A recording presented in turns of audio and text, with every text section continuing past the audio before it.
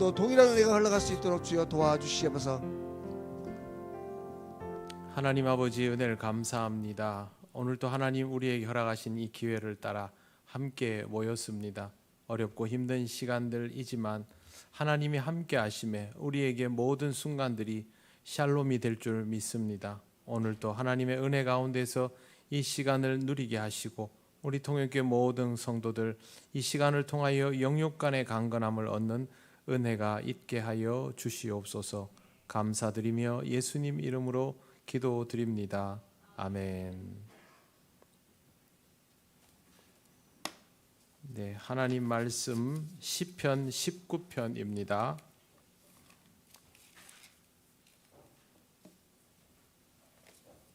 (19편) 7절에서 10절 말씀, 구약성경 815쪽입니다.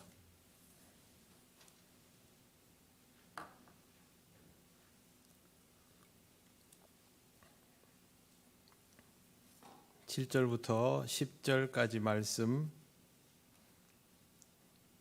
네, 우리 다 같이 봉독하겠습니다. 시작. 여호와의 율법은 완전하여 영혼을 소성시키며 여호와의 증거는 확실하여 우둔한 자를 지혜롭게 하며 여호와의 교훈은 정직하여 마음을 기쁘게 하고 여호와의 계명은 순결하여 눈을 밝게 하시도다. 여호와를 경외하는 도는 정결하여 영원까지 이르고 여호와의 법도 진실하여 다 의로우니 금 곧 많은 순금보다 더 사모할 것이며 꿀과 송이꿀보다 더 달도다. 아멘. 기도드리겠습니다. 하나님 감사합니다. 오늘도 하나님의 말씀을 함께 읽고 또 듣습니다. 전하는 저와 또 듣는 우리 모든 성도들 주의 말씀 들으며 은혜 받게 하시고 또 이 은혜를 삶 속에서 새기며 나누어 가게 하옵소서. 감사드리며 예수님 이름으로 기도드립니다. 아멘. 네, 반갑습니다. 옆에 분들 인사 나누시겠습니다.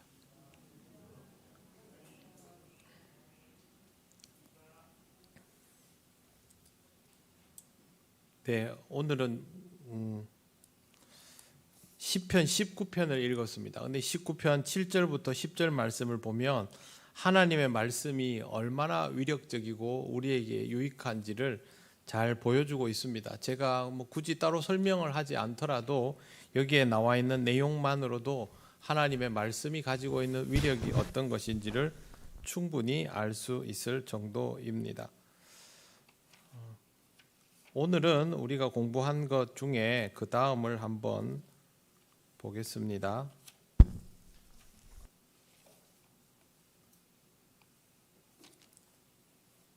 자, 20번까지 하다가 말았죠. 맞습니까? 21번까지 했습니까? 네, 제가 줄을 2개를 그어가지고 지금 여러분들한테 한번 여쭤보려고. 자, 22번 구원받은 신자의 제일 되는 목적은 무엇입니까? 구원받은 신자의 제일 되는 목적은 하나님을 영화롭게 하고입니다. 영화롭게라는 것은 하나님의 진면목, 우리가 하나님의 진면목을 이 세상에 다 드러낼 수는 없지요. 우리의 역량으로 될 수 있는 일은 아니지만 그럼에도 불구하고 하나님이 어떤 분인가를 최대한 잘 드러내어 알리는 것이 우리가 이 땅에서 할 수 있는 하나님을 영화롭게 하는 것입니다.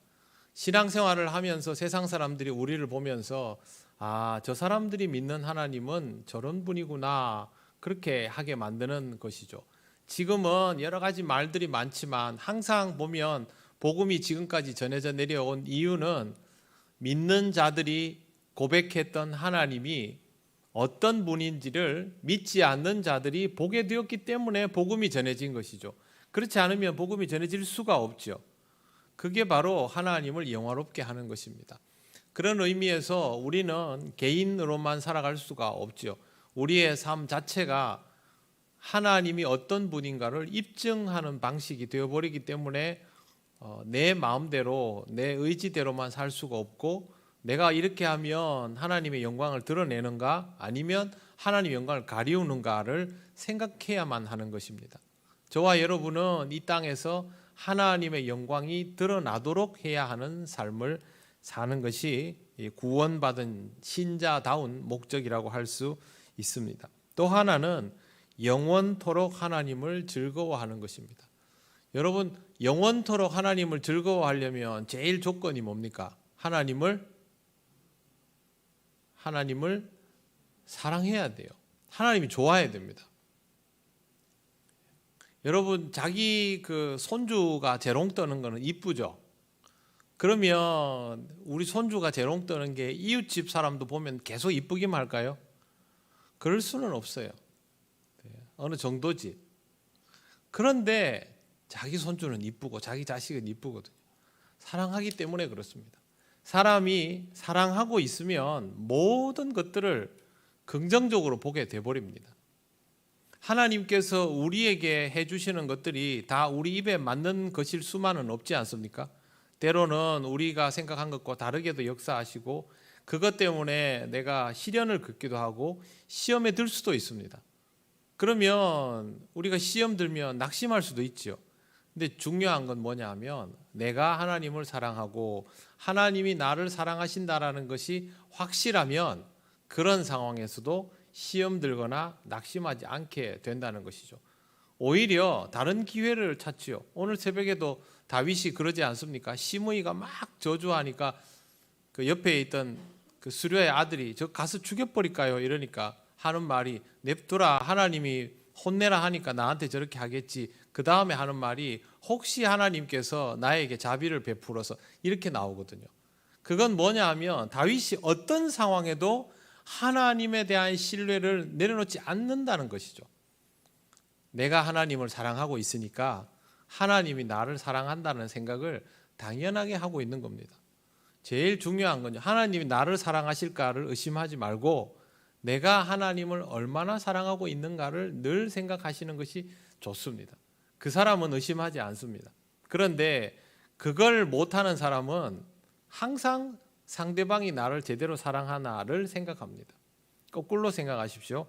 영원토록 하나님을 즐거워하는 방법은 내가 하나님 앞에서 얼마나 재롱을 떨까가 아니고 하나님을 내가 얼마나 사랑하고 있는가, 그것부터 물어보시는 것이 좋습니다. 23번, 어떻게 하면 하나님을 영화롭게 할 수 있습니까? 하나님의 뜻에 순종함으로 그를 영화롭게 할 수 있습니다. 하나님의 영광을 드러내는 방법은 간단합니다. 하나님이 시키시는 대로 하면 됩니다. 시키는 대로 하면 되는데 시키는 대로 안 하고 잘 안 된다고 얘기합니다. 공부를 가르쳐 보면 항상 그래요. 공부를 가르치면요, 시키는 대로 하는 학생은 결국에는 성적이 오릅니다. 그럴 수밖에 없는 방식을 제공하기 때문에 그래요. 그런데 성적이 안 오른 학생들 공통점, 시키는 대로 하지 않고 안 된다 그래요. 일단은요, 시키는 대로 해보시기를 바랍니다. 하나님께서 여러분에게 이걸 요구하시면 이걸 요구하시는 대로, 저걸 요구하시면 저걸 요구하시는 대로, 순종을 요구하시면 순종을 요구받는 대로, 헌신을 요구하시면 헌신을 요구받는 대로, 인내를 요구하시면 인내를 요구받는 대로, 그대로 일단은 따라해서 한 사이클, 하나의 주기를 겪어보시길 바랍니다. 조금 하다 말면, 조금 하다가 안 될 듯 싶으면 아이고 하나님 안 되지 않습니까? 이렇게 하면 절대 안 됩니다. 하나의 주기를 확실하게 겪어보셔야 됩니다.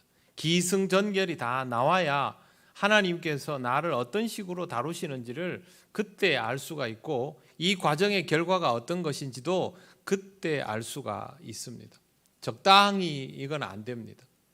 항상 하나님께서 여러분에게 무엇을 요구하시는지, 그거는 우리의 상황과 처지에 따라 다릅니다. 우리에게 다 똑같은 걸 요구하시지는 않습니다. 열심히 막 달리는 사람에게는 속도를 조절하라 할 것이고, 꼼짝도 안 하고 있는 사람한테는 일어나라고 엉덩이를 툭툭 쳐줄 것이고, 좌로나 우로나 치우치는 사람은 옆을 돌아보지 마라 할 것이고, 분명히 다릅니다. 그게 나한테는 무엇으로 적용되는지를 꼭 알아야 하고, 그 다음에 하나님이 기도하는 가운데 내게 답을 주시면 그걸 일단 해보십시오. 이게 잘 될까? 이래가지고 안 된다 하던데 그런 거 필요 없습니다. 여기에서 필요한 게 뭐냐면 믿음입니다. 믿음은 딱 여기에서 필요합니다. 그래서 여기에다가 밑에다가 믿음으로 순종할 수 있다를 꼭 써 놓으십시오. 24번, 우리가 어떻게 하나님의 뜻을 알 수가 있습니까? 하나님의 말씀인 성경을 통해서 알 수 있습니다. 자, 여러분, 성경 말씀 속에 하나님의 뜻이 다 들어 있습니까? 덜 들어 있습니까? 다 들어 있습니까? 덜 들어 있습니까? 다 들어 있습니다. 그러면 우리가 하나님의 뜻을 알고 싶으면 성경 말씀을 봐야 되는 거죠. 그런데 성경 말씀을 보지 않고 하나님의 뜻을 알고자 하는 욕구를 느끼면 그때부터 요령을 부리려 합니다. 직통 계시를 원하는 거죠. 여러분에게 설사 직통 계시가 있다 할지라도 그것이 진짜인지 아닌지를 가려내려면 결국 어디로 돌아가야 됩니까? 성경 말씀으로 돌아가야 됩니다. 그래서 우리는 하나님의 뜻을 결국 성경 속에서 알 수 있습니다. 다른 방식으로 하나님이 나에게 그렇게 말씀하셨다, 그런 거 너무 좋아하지 마세요. 큰일 납니다. 절대 그렇게 할 수 없습니다. 왜? 하나님이 말씀하신 것과 사탄이 말하는 것을 가려낼 능력이 우리한테 생각보다 그리 높지 않습니다. 그걸 구별하려면, 또 섣부른 답을 내리지 않으려면 다 아는 답인 듯 하여도 다시 성경을 보는 수밖에 없습니다. 그래서 그냥 아예 속 편하게 나는 하나님의 뜻을 성경 말씀을 통하여 듣겠다, 그렇게 마음을 딱 먹는 게 좋습니다. 물론 성경을 읽지 않고 성경의 의미를 모른다면 이거를 들을 방법도 없는 것이죠. 하나님은 초보자에겐 초보자에게 맞게, 중급자에겐 중급자에게 맞게, 상급자에게 상급자에게 맞게 주시기는 하겠지만 그래도 들려주시면 들을 귀는 열고 있어야 됩니다. 나는 하나님의 말씀을 꼭 들어야 하는 사람이다 라는 생각을 가지고 있어야만 합니다. 성령께서 말씀하셔도 성경이 기반이다 라는 것을 꼭 기억하시기를 바랍니다. 항상 다른 방식의 답을 찾다가 문제가 생깁니다. 각별히 주의하셔야 됩니다. 25번, 은혜와 성령의 사역은 어떤 관계가 있습니까?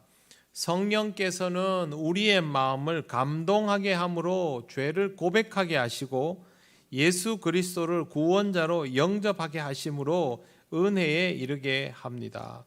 자, 요 밑에다가 하나 쓰십시오. 감동, 옆으로 화살표 그으시고, 회개, 다시 한번 화살표 그으시고, 영접, 그 다음에 화살표 그으시고, 은혜. 순서가 이렇습니다. 순서가 감동, 회개, 영접, 은혜.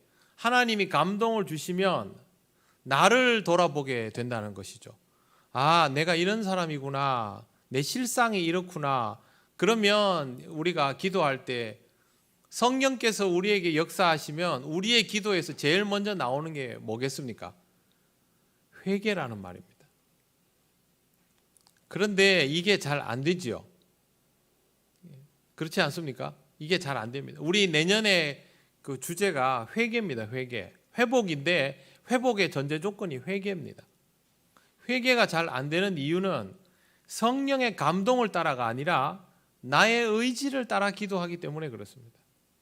성령의 감동을 따르면 내가 내 자신을 먼저 무장해제를 해야 되거든요.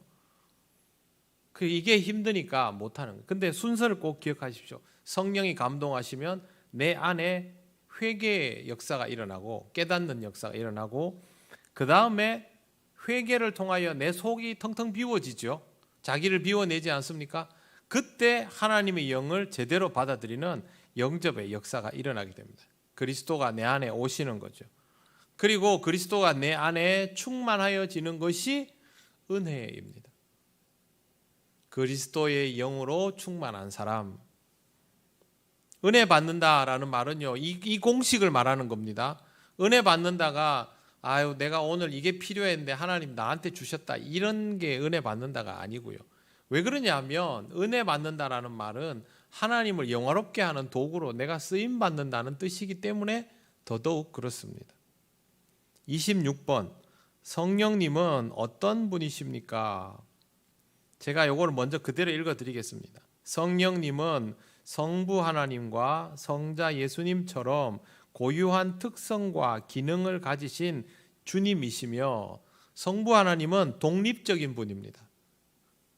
성부 하나님이 성자 성령과 함께 있을 때만 기능이 있는 분이 아니라 성령님 그 자체로 독립적인 특성과 기능을 가진 분이다라는 설명입니다. 이게 그 다음 성부와 성자와 동등하게 예배 받으시기에 합당하신 제3위 하나님이십니다.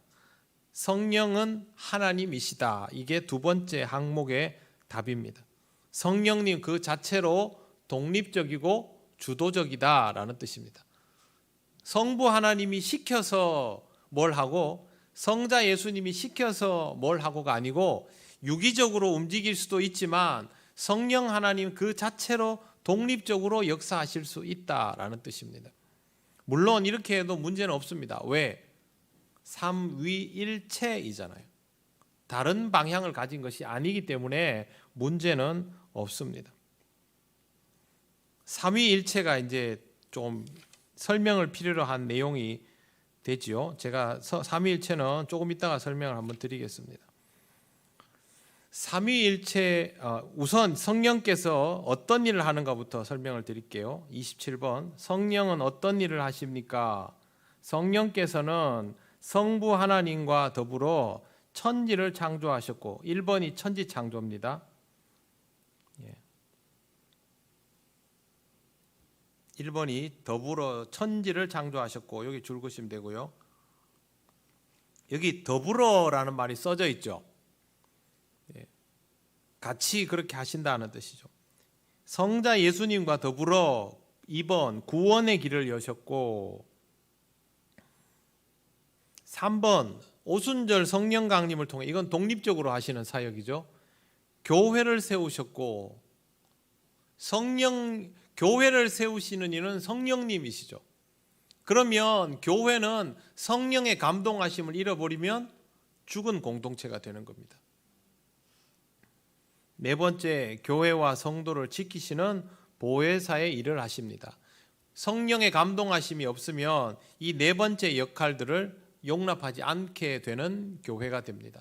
그래서 겉으로는 교회인 듯하여도 세속적인 집단과 다를 바 없게 될 때가 있다면 그건 바로 이 네 번째 항목에서 문제가 발생했기 때문입니다. 세 번째까지는 다 해놓으셨는데 사람이 그것을 받아들이지 않는 것이죠.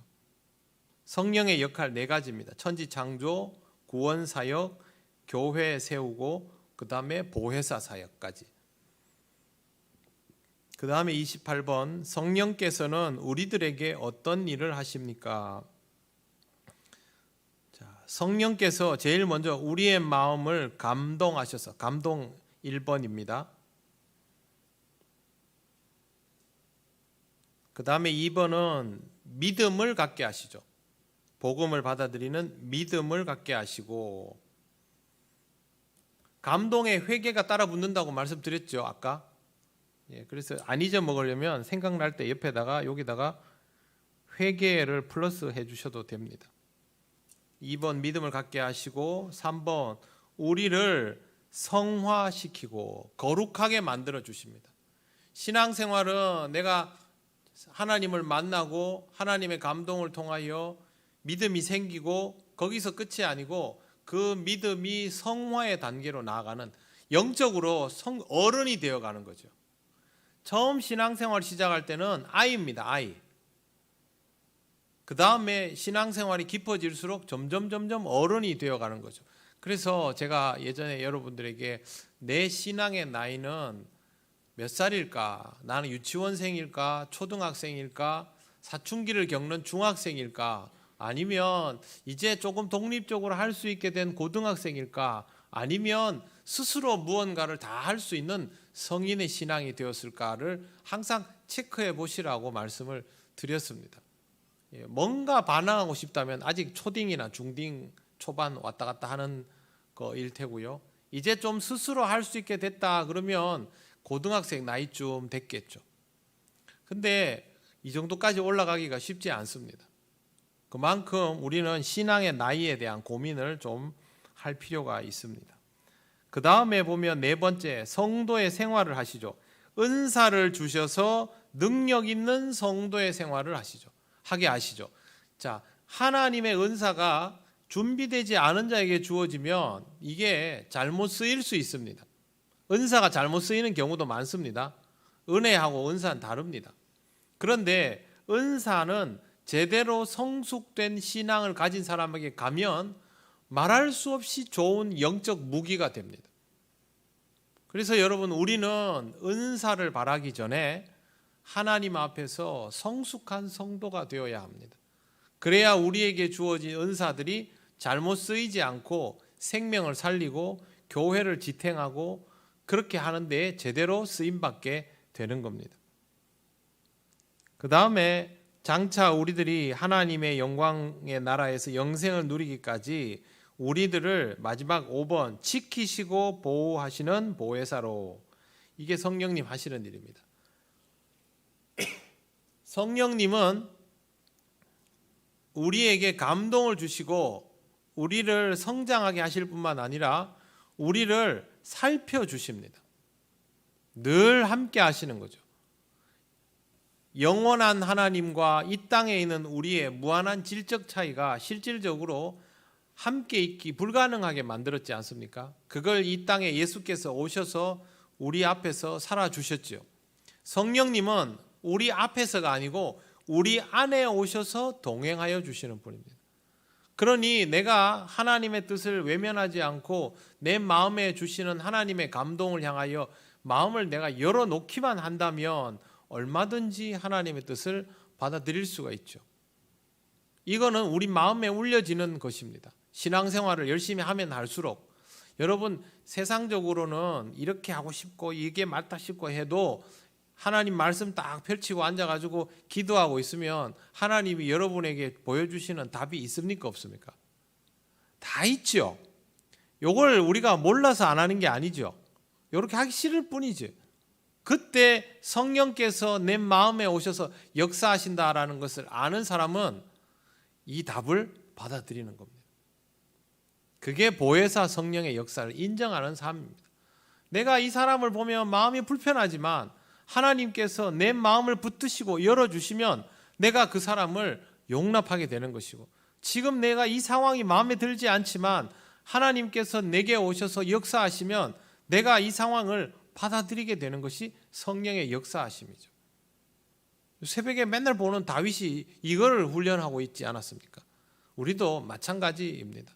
그래서 항상 이런 부분들은 그렇게 받아들여 가야 합니다.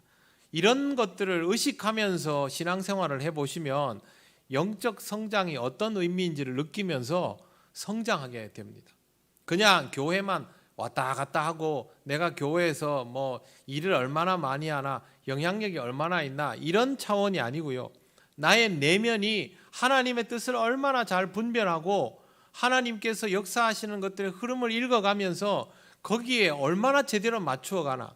때로는 내가 교회에서 주도적인 역할을 할 때도 있지만 때로는 전혀 그렇지 못한 변방의 자리에 서 있으면서도 사실상 그 교회를 지탱해 나가는 기도의 힘이 될 수도 있지 않습니까? 그걸 해나갈 줄 아는 거죠. 내가 하나님께 드러나게 쓰임받을 때와 드러나지 않게 쓰임받을 때가 무엇인지를 구별할 줄 아는 정도면 그 사람의 믿음은 굉장히 성숙해져 가고 있다라고 할 수 있습니다. 그러면 사람들이 나를 인정해주고 인정해주지 않고 이런 게 별로 중요하지 않죠. 그때부터는. 왜 그렇습니까? 하나님이 나에게 주신 기준에 맞추어서 살아가기 때문에 그런 건 의미가 없는 거예요. 만약에 그게 아니라면 내가 사람들 사이에서 더 잘해야 되고 더 인정받아야 되고 성공해야 되고 이런 게 중요해지겠죠. 목회자들도 마찬가지입니다. 사람들에게 인정받고 싶고 성공하고 싶고 실력을 이렇게 존중받고 싶고 이런 욕망이 당연히 생기죠. 열심히 하는 사람에게 그런 욕망이 없겠습니까? 그러나 하나님은 굉장히 많은 방식으로 사람을 쓰신다고요. 그것까지도 받아들일 줄 알려면 결국 우리의 내면 세계가 영적 성장을 이루어야만 그것을 품을 수 있는 사람이 되는 겁니다. 성숙한 그리스도인이 되는 데에다가 여러분의 삶의 초점을 더 맞추어 가시길 바랍니다. 29번, 하나님은 어떤 분이십니까? 자, 옆에다가 제가 불러드리는 걸 우선 쓰고 읽으면 좋겠습니다. 제일 위에서부터 세로로 쭉 쓰십시오. 창조, 섭리,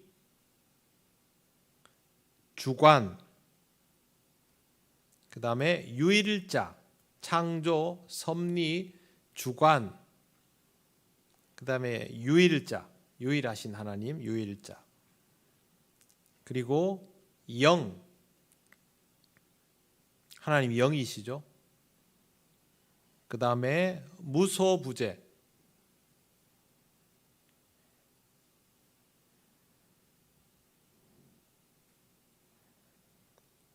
그 다음에 전지전능,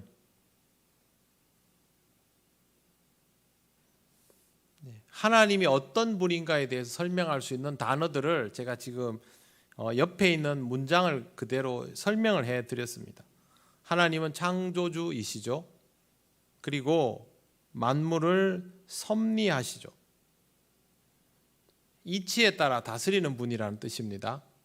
그러니까 이 세상은 하나님의 이치에 따라 움직여지게 되어 있고, 그러면 원래는 무리가 없어요. 근데 우리가 이제 손을 대면 될수록 문제가 생기죠. 네. 창조의 법칙을 존중하지 않기 때문에 그렇습니다.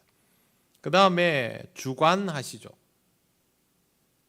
또한 하나님은 오직 한 분이신 사랑의 하나님. 하나님은 유일하십니다. 대체자가 없습니다. 이 세상을 누가 만들었습니까? 한 분이 만들었죠. 거기엔 대체자가 있을 수 없죠. 그리고 하나님은 영이시죠. 또한 하나님은 무소부재하시고 편재하십니다. 어디에나 계시고. 근데 여러분 이거 이해가 잘 되십니까? 어디에나 계시고. 하나님이 나한테 계시면 집사님한테는 안 계셔야 되는데 왔다 갔다 하시나? 우리 어릴 때 그런 얘기들 주고받았습니다. 어떤 신학자가 이렇게 표현한 적이 있습니다. 제가 그냥 좀 단편적으로 설명을 드리면, 원뿔 모양이요. 원뿔을 한번 상상을 해보십시오. 둥그런 원뿔. 그 다음에 이 밑에 들어가면 꼭지점이 하나 나오죠. 여기를 표상이라고 불렀습니다. 표상. 세상의 모든 것들의 표상, 실체가 아니고 겉으로 드러나고 있는 모양들. 그리고 이 밑에를 심면이라고 불렀습니다. 이게 중심점이죠. 하나님은 이 심면에서 표상들을 향하여 계신다. 그렇기 때문에 모두에게 계실 수 있다. 이렇게 학자가 표현한 적이 있습니다. 그것도 이 사람의 이제 주장이겠죠.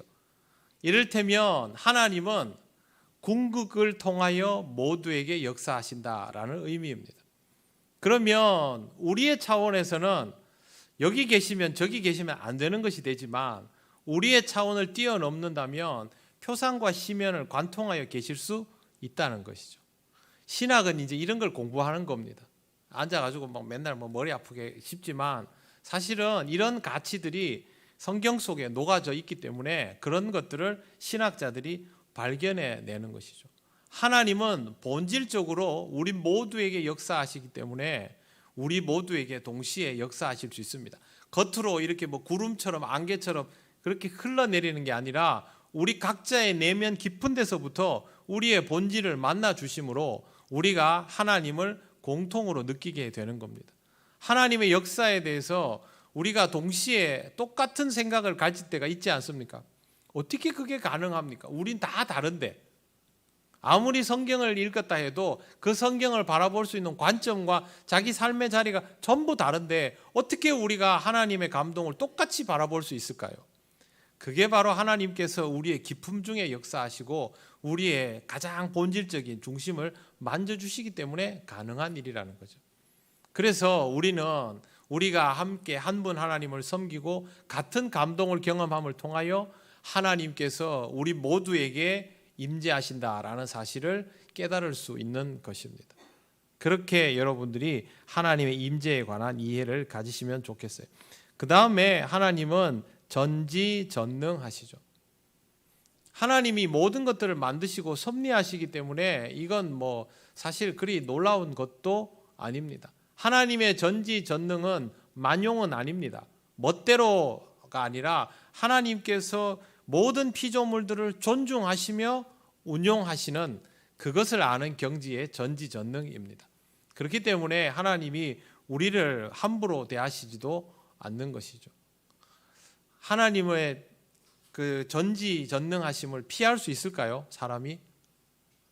그건 불가능합니다. 즉 우리 마음에 품은 생각을 하나님이 모르실 수 없다는 것이죠. 그걸 의식하면서 살아갈 필요가 또한 우리에게 있는 것입니다. 하나님이 이런 특징을 가지고 있다라는 것을 신앙생활을 하면서 성경을 읽으면서 이해를 점점 넓혀가면 어떤 현상이 발생하냐면 내가 살아가고 있는 시간과 공간 안에 하나님의 역사가 가득하다라는 것을 깨닫게 됩니다. 눈으로 보이는 것만이 전부가 아니고요. 이 세상에 돌아가는 움직임들을 보면서 깨닫게 되는 것이죠. 그러면 하나님의 지경이 점점 내 삶 속에서 넓어지는 것을 느끼고 나중에 하나님의 충만하심을 경험하게 될 때 내가 하나님을 피하여 숨을 자리가 없다라는 것도 알게 됩니다. 자, 내가 하나님을 피하여 숨을 자리가 없다. 그러면 반항을 할 수 있습니까? 없습니까? 반항을 못하죠. 네, 할 수가 없죠. 여러분, 하나님 앞에 누가 잘 순종하는 사람이 될까요? 인간성 좋은 사람이 순종 잘할까요?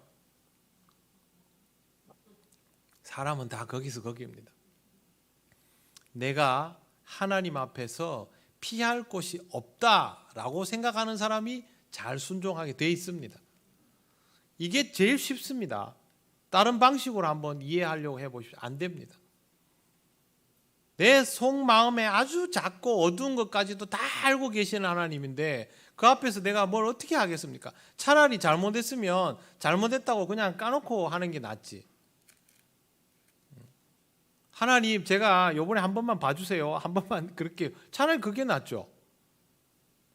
요거는 모르겠거니 그 얼마나 어리석은 건지 모릅니다. 그럴 수 없습니다. 하나님은 이미 다 알고 계십니다. 30번, 하나님은 세상과 인간을 어떻게 창조하셨습니까? 하나님은 세상을 아무것도 없는 무에서 말씀으로 만물을 창조하셨습니다. 자, 시간이 좀 지났지만 창세기 1장을 급하게 한번 찾아보겠습니다. 창세기 1장 1절 1쪽입니다.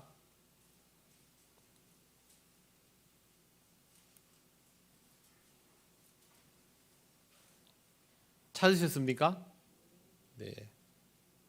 2절을 한번 같이 읽어보겠습니다. 시작. 땅이 혼돈하고 공허하며 흑암이 깊음 위에 있고 하나님의 영은 수면 위에 운행하시니라. 아멘. 자, 1절에는 이제 천지 창조하십니다. 이렇게 되는 거고 3절부터 빛이 있으라 시작했죠. 그러면 2절은 아직 시작하지 않은 상태를 말합니다. 그런데 뭐라고 되어 있냐면 혼돈, 공허, 흑암이 깊음 위에 있고입니다. 이걸 카오스라고 합니다. 카오스. 모든 것들이 뒤죽박죽인 상태. 조금도 밝혀지지 않고 구별되지도 않는 상태.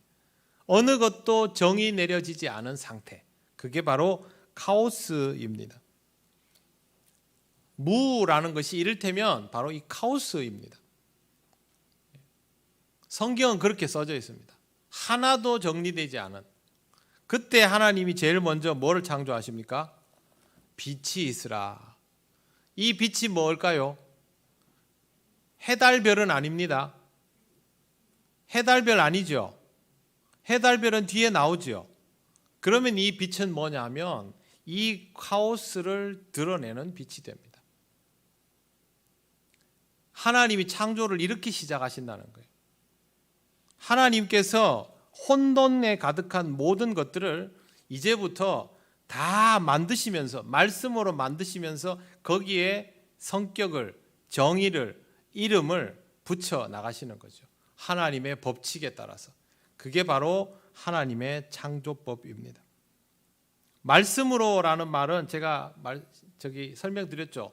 요한복음 1장에 나오는 태초에 계신 말씀, 로고스. 그냥 말이 아니라 원리입니다. 원리. 그래서 한문으로는 길도를 씁니다. 이 말씀이라는 거 할 때. 말씀이면 그냥 말씀은 이런 거 쓰면 되지 않습니까? 그렇게 쓰지 않고 한자 성경에는 이 말씀이라는 요한복음 1장에 나오는 태초부터 계신 말씀은 한자로는 길도를 씁니다. 원리라는 뜻입니다. 영어로도 원리입니다. principle, 원리라고 씁니다.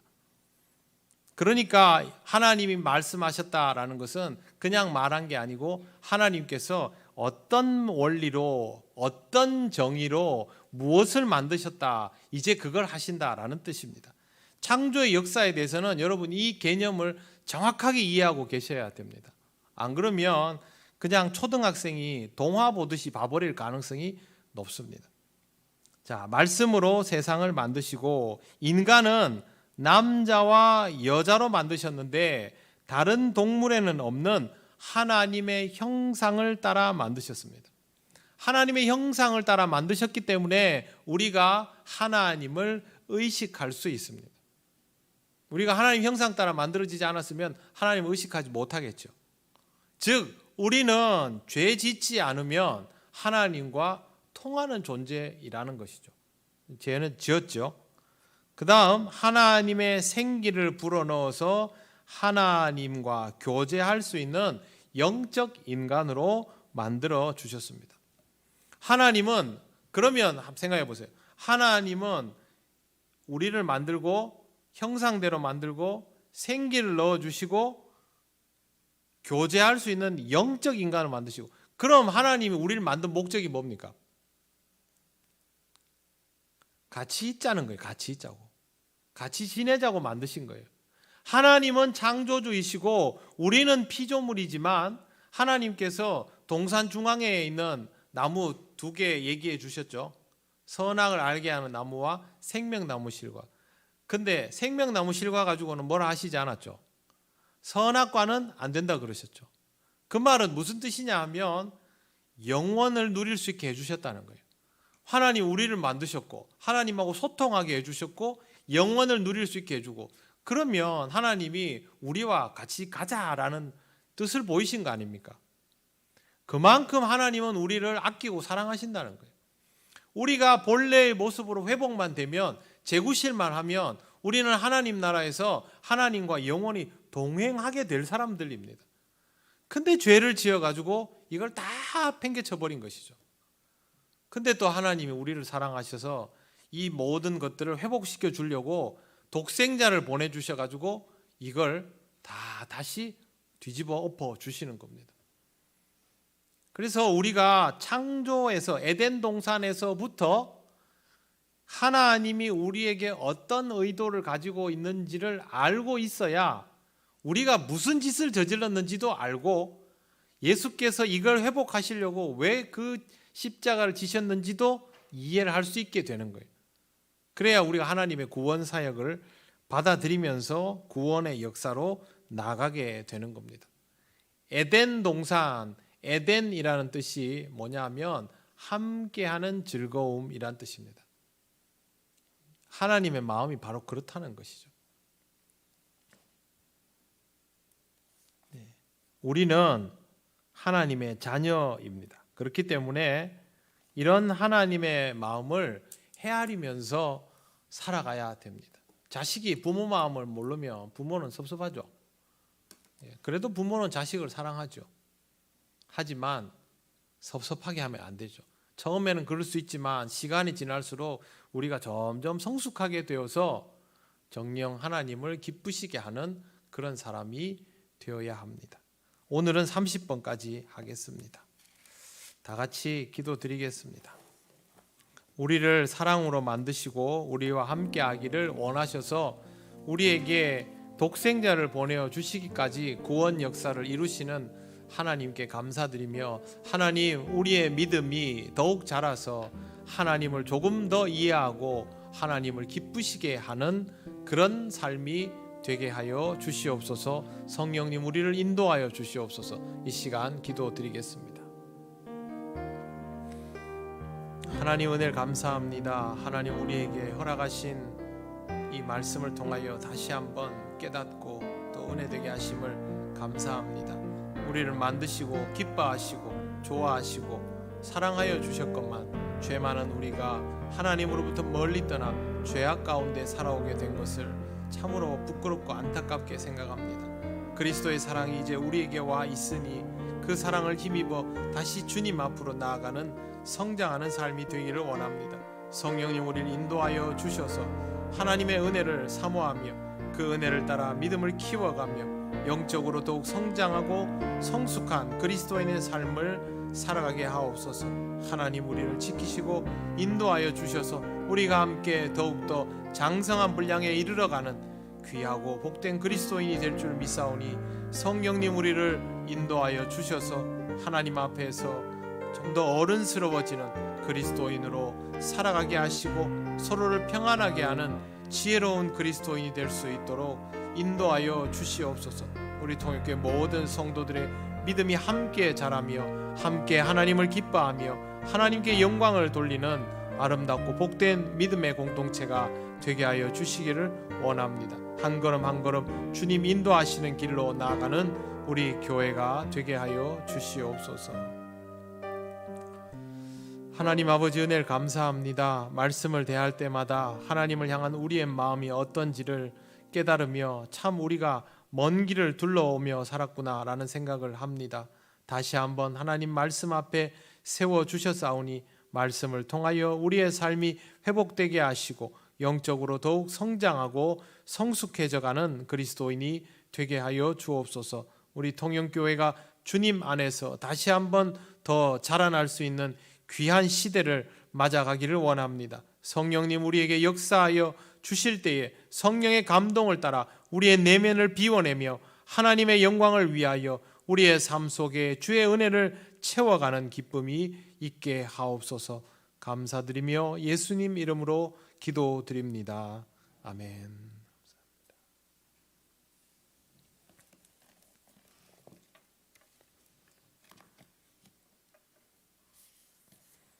네, 교회 소식 전하겠습니다.